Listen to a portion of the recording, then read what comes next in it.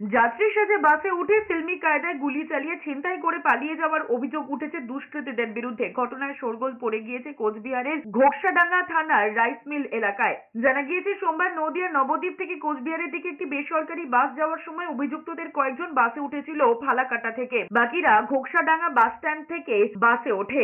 দূরপাল্লার বাস বলে দুজন চালক ছিলেন বাসে। একজন চালক বাসের পিছনের দিকের আসনে বসেছিলেন। তাকে প্রথমে মারধর শুরু করে অভিযুক্তরা। যাত্রীদের কারো জিনিসপত্রে হাত না দিলেও বাসের কর্মীদের রাখা কয়েকটি পার্সেল ছিনতাইয়ের চেষ্টা করে তারা। বাধা দিতে গেলে চলে গুলি, শুরু হয় মারধর। আতঙ্কে চিৎকার চেঁচামেচি শুরু করেন যাত্রীরা। বাস চালক এবং কন্ডাক্টর ব্যাগ নিয়ে চম্পট দেয় দুষ্কৃতীরা। এরপর সেখানেই দাঁড়িয়ে পড়ে বাসটি। খবর পেয়ে ঘটনাস্থলে পৌঁছয় পুলিশ। ঘটনার তদন্ত শুরু করেছে পুলিশ।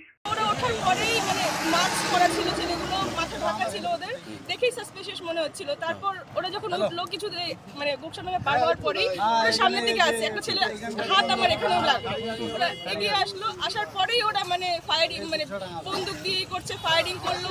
একটা ছেলে কুড়ুল নিয়ে দাঁড়িয়ে আছে, বলছে কেউ যদি চিৎকার করো তাহলেই মারবো।